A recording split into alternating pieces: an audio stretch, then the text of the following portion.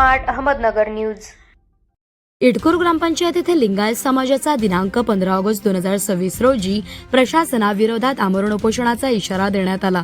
मौजे इटकूर येथील लिंगायत समाजासाठी स्वतंत्र स्मशानभूमीसाठी 3 वर्षापासून कळंब तहसीलदार साहेब यांना व इटकूर ग्रामपंचायत येथे वारंवार निवेदन देऊन आंदोलन व उपोषण करून प्रशासनाने फक्त लेखी आश्वासने देऊन अद्यापपर्यंत प्रशासनाने काहीच ठोस कारवाई केली नाही। कोठाळवाडी शिवारातील 263 गट नंबर मधील जमीन मोजणी करून आरक्षित केले आहे, परंतु प्रशासनाचा हलगर्जीपणा लिंगायत समाजाला त्रासदायक होत आहे। या प्रशासनाविरोधात दिनांक 15 ऑगस्ट 2026 रोजीपासून ग्रामपंचायत कार्यालय कळंब तालुका जिल्हा धाराशिव मौजे इटकूर येथे लिंगायत समाज बेमुदत उपोषण करणार आहे।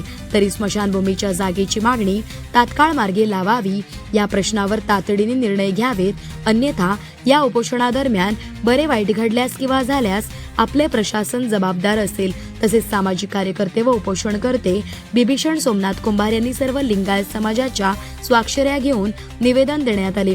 तसेच माननीय प्रताप सरनाईक साहेब, परिवहन मंत्री महाराष्ट्र राज्य तथा पालकमंत्री धाराशिव, माननीय चंद्रशेखर बावनकुळे साहेब, महाराष्ट्र राज्य महसूल मंत्री, जिल्हाधिकारी साहेब, जिल्हाधिकारी कार्यालय धाराशिव, अर्चनाताई पाटील अध्यक्ष जिल्हा परिषद धाराशिव, हेमंत डोकले साहेब, तहसीलदार तहसील कार्यालय कळंब, गटविकास अधिकारी साहेब, पंचायत समिती कार्यालय कळंब, पोलीस जिल्हा अधीक्षक साहेब, अधीक्षक कार्यालय धाराशिव, पोलीस निरीक्षक साहेब, पोलीस कार्यालय कळंब, उपविभागीय अधिकारी कळंब, तसेच ग्रामपंचायत कार्यालय इटकूर माहिती स्तवस्तादर ओमराजे निंबाळकर साहेब, खासदार धाराशिव जिल्हा कैलासदादा पाटील साहेब, आमदार कळंब तालुका या सर्व अधिकारी साहेब यांना निवेदन देण्यात आले।